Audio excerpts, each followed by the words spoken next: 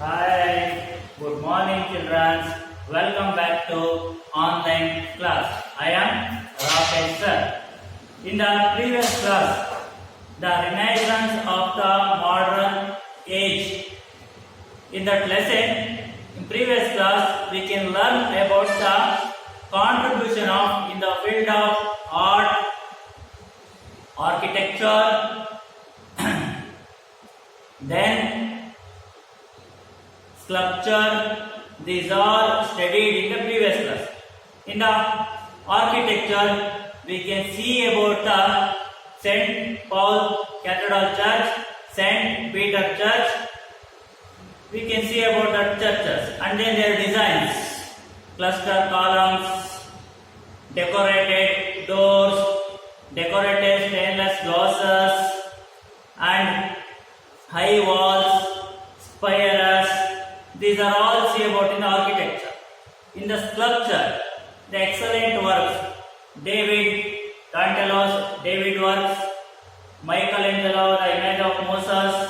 It is showing the race of courage after the death of second Pope. The monuments that are constructed in the Italy. It is see about in the sculptures. In the art, the many of the paintings and artisans, Michelangelo, Leonardo da Vinci, the famous, talented, creative artists in the Rome and Italy, they have painted the beautiful art, Last Supper, Virgin of Rocks, Mona Lisa. These are the beautiful paints exist in the during the Renaissance period. Is right now. These are all studied in the previous class. Now, the today class we can learn about the field of contribution in the science. The Renaissance period contribution in the field of science. Look at that. Since science development in the Renaissance movement, the many of the astronauts and astronomy developed in the Renaissance movement. Astronomy, ಖಗೋಳ ಶಾಸ್ತ್ರ ಅನ್ನೋದು ಇಲ್ಲಿ develop ಆಗ್ತಾ ಬರುತ್ತೆ. Many of the scientists, they are Kepler, Copernicus, Galileo Galilei, Sir Isaac Newton, William Harvey. These are the scientists exist in the Renaissance period. ಈ ತರದ ಇವೆಲ್ಲ ವಿಜ್ಞಾನಿಗಳು ಸಹ ರಿನೈಸನ್ಸ್ ಪೀರಿಯಡ್ ಅಲ್ಲಿ ಹೊರಹೊಮ್ಮುತ್ತಾರೆ. They are contributed the lot of things in the field of science. ಇವರೆಲ್ಲರೂ ಹಲವಾರು ಕೊಡುಗೆಗಳನ್ನ ಕೊಡ್ತಾ ಬರ್ತಾರೆ ಎಲ್ಲಿಗೆ? In the field of science, ವಿಜ್ಞಾನಕ್ಕೆ. ಅದರಲ್ಲಿ ಏನನ್ನ ಕಾಂಟ್ರಿಬ್ಯೂಟ್ ಮಾಡ್ತಾರೆ ಅಂದ್ರೆ they are contributed in the renaissance period. It is a revolutionary progress in astronomy. Revolutionary, ತುಂಬಾ ವೇಗವಾಗಿ ಕ್ರಾಂತಿಕಾರಕವಾಗಿ ಬೆಳವಣಿಗೆ ಆಗುತ್ತೆ ಸೈನ್ಸ್ ಅನ್ನುವಂಥದ್ದು, ವಿಜ್ಞಾನ ಅನ್ನುವಂಥದ್ದು. They are not believed without a proof. ಯಾವುದೇ ಪ್ರೂಫ್ ಇಲ್ಲದೆ ಯಾವ್ದು ಒಪ್ಕೊಳ್ಳಿಲ್ಲ. ಕಾಗೆ ಬೆಳ್ಳಗಿದೆ ಒಪ್ಕೊಳ್ಳೋದಿಲ್ಲ. You can show that. ತಾವು ತೋರಿಸ್ಬೇಕು ಅವ್ರಿಗೆ. ಕಾಗೆ ಬೆಳ್ಳಗಿದೆ ಅಂದ್ರೆ ಬಿಳಿ ಕಾಗೆ ಅಂತ ತೋರಿಸ್ಬೇಕು. ಪೇಂಟ್ ಹೊಡೆದು ತೋರಿಸೋದಲ್ಲ, ಒರಿಜಿನಲ್ ಆಗಿ ತೋರಿಸ್ಬೇಕು. Without proof they are not believed. That much of the revolutionary developments in the field of science in the Renaissance period. ಆ ತರವಾಗಿ ತುಂಬಾ ವೇಗವಾಗಿ ಕ್ರಾಂತಿಕಾರಕವಾಗಿ ಸೈನ್ಸ್ ಅನ್ನೋದು ಬೆಳವಣಿಗೆ ಆಗುತ್ತೆ in the field of renaissance. ಅಲ್ಲಿ first one, look at that picture. ಅಲ್ಲಿ picture ಕಾಣಿಸ್ತಾ ಇದೆಯಾ? Who is he? ಯಾರದು? Yes, you are right. He was a Copernicus. The Copernicus said that one theory. Copernicus ಅವರು ಒಂದು ಥಿಯರಿನ ಹೇಳ್ತಾರೆ. ಏನಪ್ಪ ಅದು ಅಂದ್ರೆ the sun is the centre of the solar system. The another planets revolve round the sun. Sun is the center of the earth. Sun is the center of the solar system. The other planets revolved round the sun. ಉಳಿದೆಲ್ಲ ಪ್ಲಾನೆಟ್ಸ್ಗಳು ಸೂರ್ಯನ ಸುತ್ತ ಸುತ್ತುತ್ತವೆ ಅನ್ನೋದನ್ನ ಹೇಳ್ತಾರೆ. ಅರ್ಥ ಆಗ್ತಾ ಇದೆಯಾ? Earth was one of the many planets that revolved around the sun. The many planets in the solar system, one of is Earth. Earth revolved around the sun. ಈ solar system ಅಲ್ಲಿ ಮೆನಿ ಪ್ಲಾನೆಟ್ಸ್ ಗಳಿದ್ದಾವೆ, ಹಲವಾರು planets ಗಳಿದ್ದಾವೆ, ಗ್ರಹಗಳಿದ್ದಾವೆ. One of the ಹತ್ತು ಸಹ ಅದರಲ್ಲಿ ಒಂದು. It's ರಿವೋಲ್ಡ್. ರಿವೋಲ್ಡ್ means ಸುತ್ತುವಂಥದ್ದು. ರಿವೋಲ್ಡ್ ಯಾವುದು ಸುತ್ತ? ರೌಂಡ್ ದ ಸನ್. ಸೂರ್ಯನ ಸುತ್ತ ಸುತ್ತುತ್ತೆ ಅಂತ ಹೇಳಿದ್ರು. But this theory against of the church. ಇವರು ಹೇಳಿದಂತ ಈ ಥಿಯರಿ ಚರ್ಚಿಗೆ ಎಗೇನೆಸ್ಟ್ ಆಗಿತ್ತು. That's why they R rejected that theory. ಅದಕ್ಕೆ ಆ ಥಿಯರಿನ ರಿಜೆಕ್ಟ್ ಅನ್ನ ಮಾಡಿದ್ರು. ಯಾವ ಸೂರ್ಯನ ಸುತ್ತ ಹೆಂಗೆ ಭೂಮಿ ಸುತ್ತುತ್ತೆ, ಭೂಮಿ ಸುತ್ತನೆ ಸೂರ್ಯ ಸುತ್ತುತ್ತೆ ಅಂತ ಅಂದ್ಬಿಟ್ಟು. It is their main reason. The Copernicus theory rejected by the church. ಆ ಥಿಯರಿನ ಚರ್ಚ್ಗಳು ರಿಜೆಕ್ಟ್ ಮಾಡ್ತಾರೆ. ರಿಜೆಕ್ಟ್ ಮಾಡಿದಾಗ ಏನಾಗುತ್ತೆ ಅಂದ್ರೆ the church strongly believed to the Ptolemaic statements. The church strongly believed to the Ptolemaic statements. What is Ptolemaic statements are? Ptolemaic statements ಅಂದ್ರೆ ಏನು sir ಅಂದ್ರೆ, that Ptolemaic statement is Earth is a center of the solar system. The other planets revolve around the Earth. Earth is a center of the solar system. Solar system ಅಲ್ಲಿ ಯಾವುದು centre ಅಲ್ಲಿ ಇದೆ ಅಂತ ಅಂದ್ರು. ಅನ್ಕೊಳ್ಳಿ ಅರ್ಥ. Okay, solar system ಅನ್ಕೊಳ್ಳಿ. ಇಲ್ಲಿ ಅರ್ತ್ ಇದೆ ಅಂತ ಕೊಡಿ. ದ ರಿಮೈನಿಂಗ್ ಪ್ಲಾನೆಟ್ಸ್ ಯಾವ್ಯಾವ? Sun, Jupiter, Mars, star etcetera. It is revolve to the earth. ಇವೆಲ್ಲವೂ ಸಹ ಅರ್ತ್ ನ ಸುತ್ತ ಸುತ್ತುತ್ತವೆ.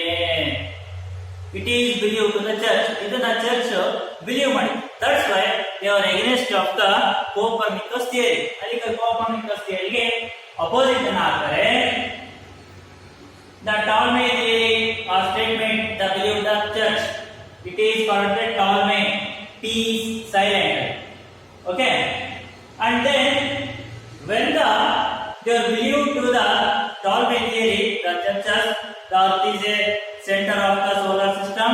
The other planets revolve to the Earth. ಉಳಿದಂತವೆಲ್ಲ ಸುತ್ತುತ್ತೆ ಅಂತ ಅನ್ಕೊಂಡಿದ್ರು. The theory was wrong. ಆ theory ಅನ್ನೋದು wrong. ಯಾಕೆ wrong? Why it is wrong? Yes right. Look at there. ಯಾಕಪ್ಪ ರಾಂಗ್ ಅಂದ್ರೆ, look at there solar system. Solar system ಕಾಣಿಸ್ತಾ ಇದೆಯಾ ನಿಮಗೆ? ಸಿ ದೇರ್ ಫಸ್ಟ್ ಸನ್.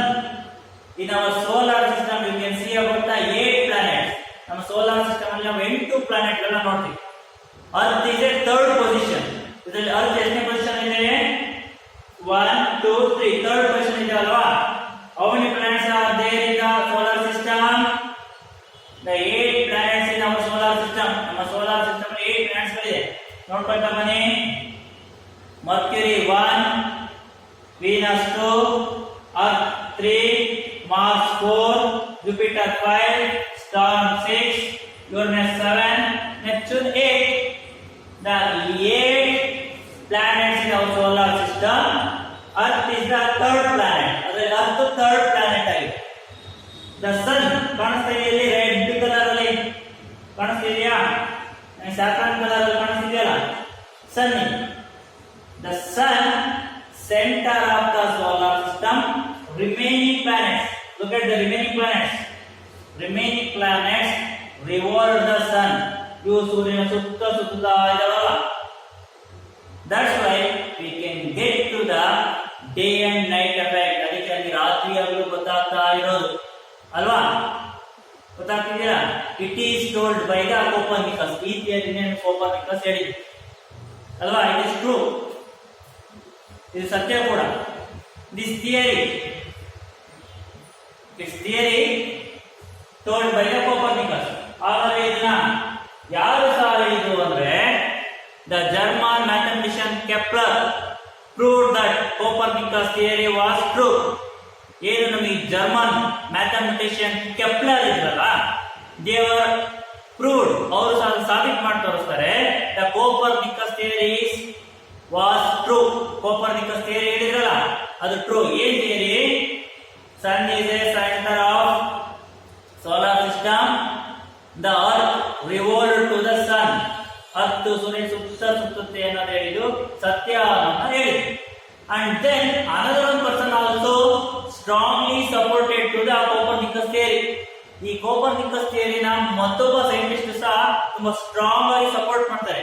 ಯಾರು ಸಹ ಅಂದ್ರೆ it is none other than Galileo Galilei. Galileo Galilei he was strongly supported to the Copernicus theory. Copernicus theory ತುಂಬಾ strong ಆಗಿ support ಮಾಡ್ತಾರೆ. ಹೌದು, ಕೋಪರ್ನಿಕಸ್ ಹೇಳಿದ್ರೆ ಸತ್ಯ. Sun is a center of the earth. The remaining planets are revolve to the sun. ಸೂರ್ಯನ ಸುತ್ತ ಸನ್ ತಿರುಗುತ್ತೆ ಅಂತ ಹೇಳಿದ್ರು. ಯಾರು ಮೊದಲು ಹೇಳಿದ್ರು? Galileo invented a telescope. Galileo telescope invent ಅನ್ನ ಮಾಡಿದ್ರು.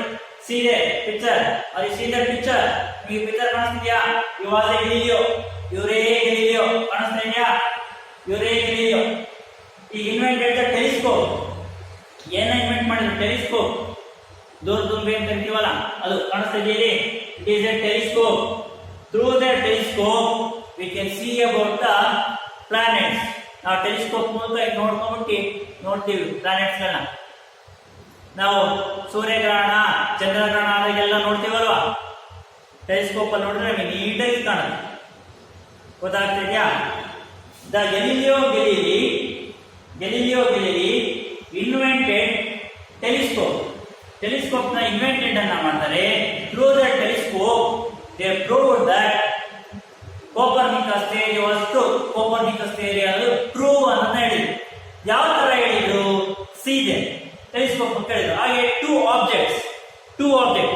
Chalk is one object, pen is another object. The chalk and pen, the both are different size and different weight. ಈ ಪೆನ್ನು ಮತ್ತೆ ಈ ಚಾಕ್ ಪೀಸ್ ಎರಡು ಸೈಜ್ ಬೇರೆ ಬೇರೆ ಇದೆ ಅಲ್ವಾ? ದೆನ್ ವೇಟ್, ಇವುಗಳ ಗಾತ್ರನು ಬೇರೆ ಬೇರೆ ಇದೆ ಅಲ್ವಾ? The both object following down and same time the both are touch to the ಎರಡು ಒಟ್ಟಿಗೆ ಅದನ್ನ ಟಚ್ ಮಾಡ್ತವೆ ಅಂತ ಹೇಳಿ. ಅಂದ್ರೆ ಎರಡು ಬೇರೆ ಬೇರೆ ಆಬ್ಜೆಕ್ಟ್ಗಳನ್ನ, ಬೇರೆ ಬೇರೆ ವಸ್ತುಗಳನ್ನ, ಬೇರೆ ಬೇರೆ ಗಾತ್ರ ಇರೋನ್ನ ತಗೊಂಡ್ಬಿಟ್ಟು ನೀವು ಕೆಳಗೆ ಬಿಟ್ರೆ the both are touch the same time, ಎರಡು ಸಹ ಸರಿಯಾದ ಸಮಯಕ್ಕೆ ಭೂಮಿನ ಟಚ್ ಮಾಡ್ತೇವೆ ಅಂತ ಹೇಳಿದ್ರು. If you doubt once check it at your home. ಇದು ನನಗೆ ಏನು ಡೌಟ್ ಇದ್ರೆ ಮನೆಯಲ್ಲಿ ಒಂದ್ಸತಿ ಚೆಕ್ ಮಾಡಿ. Through they proved that the Copernicus theory was true. ಇದ್ರ ಮೂಲಕ ಕೋಪರ್ನಿಕಸ್ ಥಿಯರಿ ಸತ್ಯ ಅನ್ನೋದನ್ನ ಪ್ರೂವ್ ಮಾಡಿ. When the Galileo strongly supported to the Copernicus, the church arrested to the Copernicus, the started the enquiry against of Galileo ಯಾವಾಗ Copernicus ಗೆ support ಅನ್ನ ಮಾಡಿದ್ರು, telescope ಮೂಲಕ ಹಾಗೆ ಈ ಎಕ್ಸ್ಪೆರಿಮೆಂಟ್ ಮೂಲಕ ಅವರಿಗೆ ಅವ್ರ ಥಿಯರಿನ ಸತ್ಯ ಅಂತ ಪ್ರೂವ್ ಮಾಡಿದ್ರು. ಅದಕ್ಕೆ ಚರ್ಚ್ ಅವರನ್ನ ಅರೆಸ್ಟ್ ಅನ್ನ ಮಾಡಿದ್ರೆ ಎನ್ಕ್ವೈರಿಯನ್ನ ಮಾಡ್ತಾರೆ. ಎನ್ಕ್ವೈರಿಯನ್ನ ಶುರು ಮಾಡಿದಾಗ when they started to the enquiry, finally that enquiry was finished. Copernicus theory was true and Galileo also proved that. Finally he was released. ಯಾವಾಗ ಗ್ಯಾಲಿಲಿಯೋ ಥಿಯರಿ, ಕೋಪರ್ನಿಕಸ್ ಥಿಯರಿನೂ ಸರಿ, ಗ್ಯಾಲಿಲಿಯೋ ಹೇಳಿದ್ದು ಸರಿ ಅನ್ನಿಸ್ತು, ಅವಾಗ ಅವನ್ನ ರಿಲೀಸ್ ಅನ್ನ ಮಾಡ್ತಾರೆ. ಗೊತ್ತಾಗ್ತಾ ಇದೆಯಾ? Are you clear? Yes, I think it is clear. Sun is a center of a solar system. The earth revolves to the sun. Surya solar system ಅಲ್ಲಿ ಮಧ್ಯದಲ್ಲಿದ್ದಾನೆ, ಅವನ ಸುತ್ತ ನಮ್ಮ ಅರ್ತ್ ಭೂಮಿಯನ್ನು ಸುತ್ತುತ್ತೆ ಅನ್ನೋದು ಸತ್ಯ ಅನ್ನೋದು ಒಪ್ಕೊಂಡು.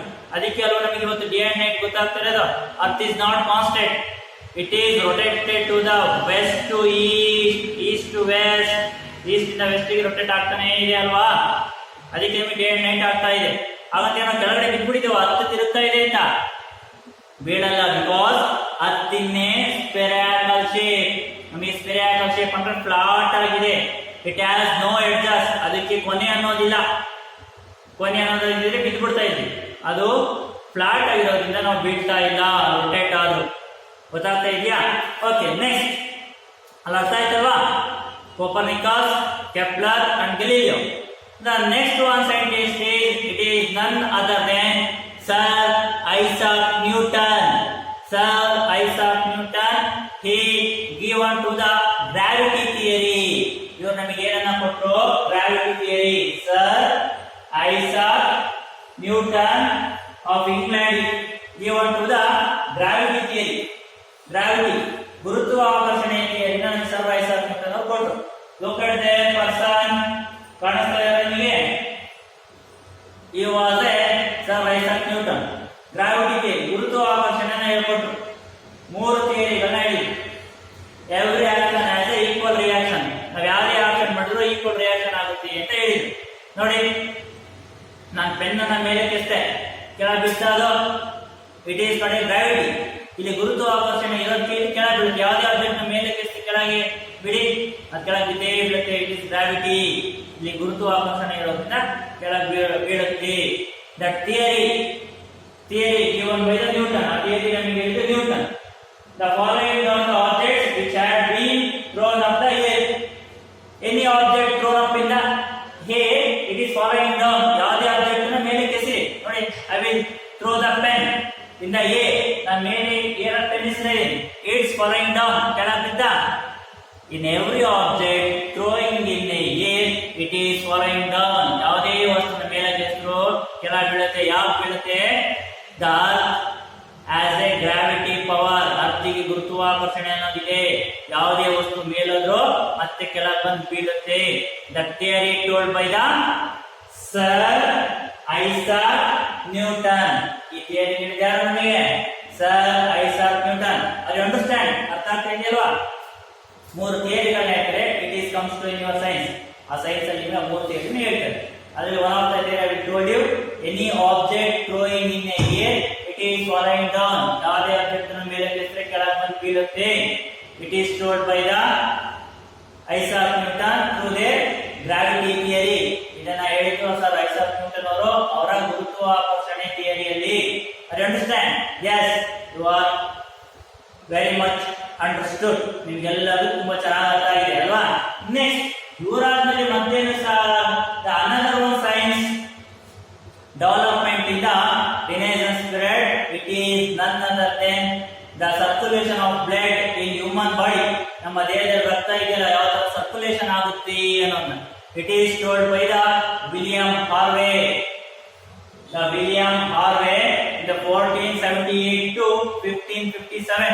ವಿಲಿಯಂ ಹಾರ್ವೆ ಅವರು 1447ರಿಂದ 1478ರಿಂದ 1557, 1478ರಿಂದ 1557ರಲ್ಲಿ the William Harvey ಅವರು he told that the blood circulation in human body, ಮನುಷ್ಯನ ದೇಹದಲ್ಲಿ ರಕ್ತ ಪರಿಚಲನೆ ಯಾವ ತರ ಆಗುತ್ತೆ ಅನ್ನೋದನ್ನ ಹೇಳಿದ್ರು ಅಲ್ವಾ? ಎಲ್ಲಿ ಲುಕ್ ಅಟ್ ಯಾವ ತರ ಆಗುತ್ತೆ?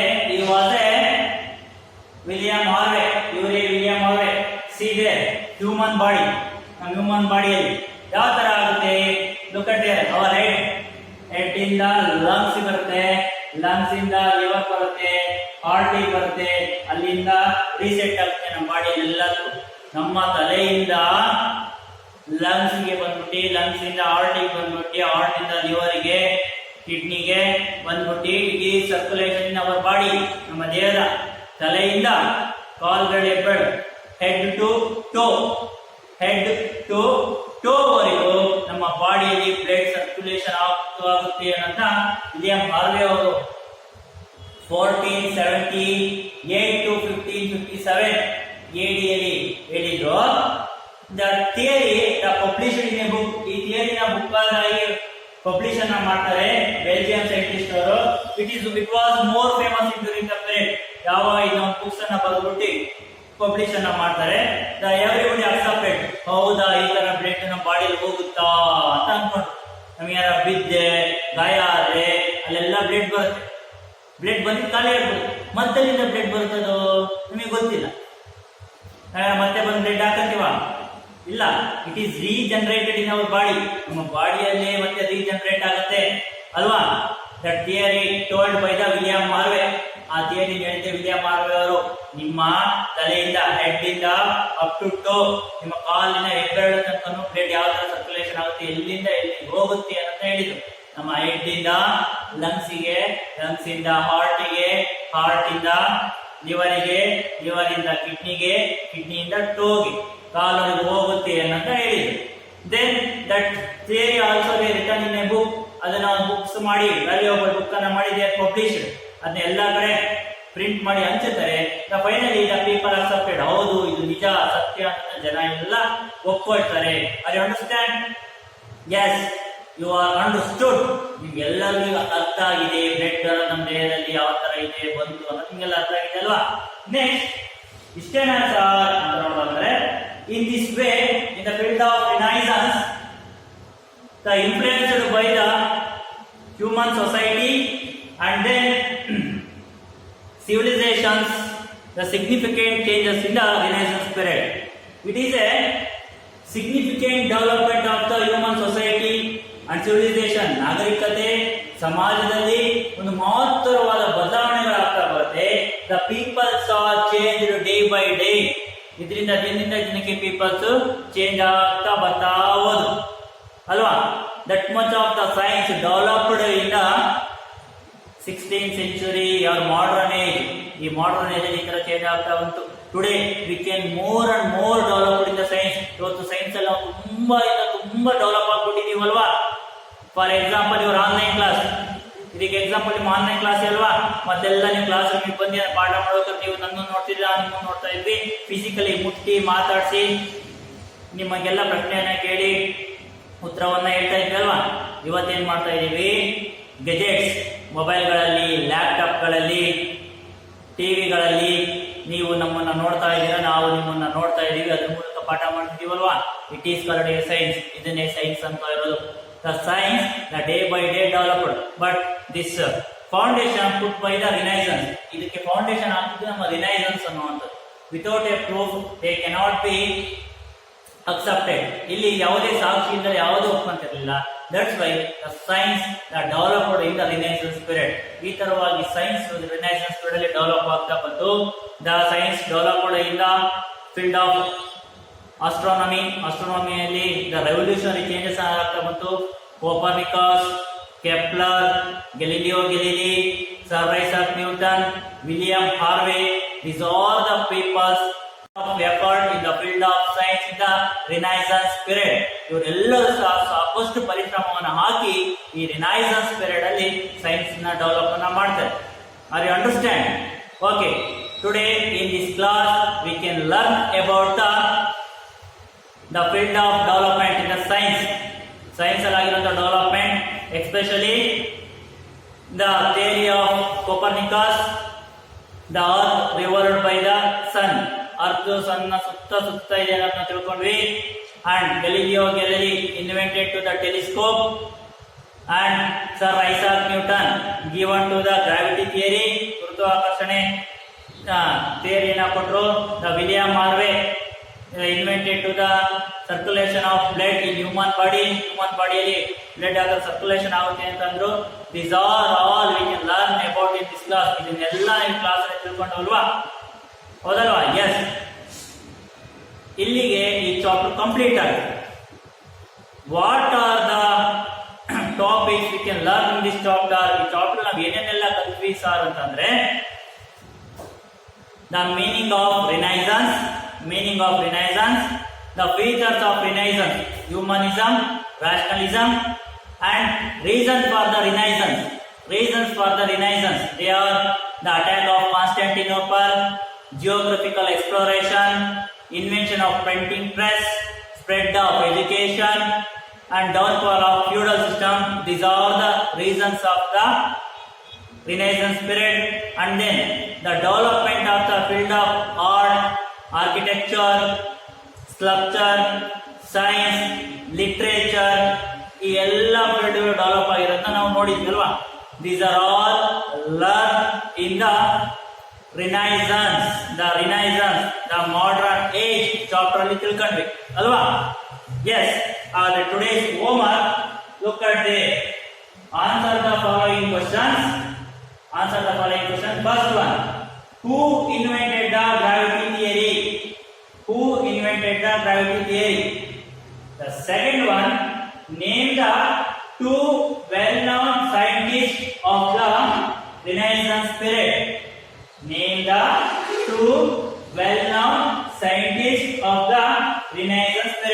Okay, you write the HW, take one photocopy, send to our WhatsApp number. Homework ನ ಬರ್ದಿ ಫೋಟೋ ಹೊಡೆದಿ ನನ್ನ ವಾಟ್ಸ್ಆಪ್ ನಂಬರಿಗೆ ಹಾಕ್ಬೇಕು. ಓಕೆನಾ? Okay, bye. Have a nice day. Stay home, stay safe.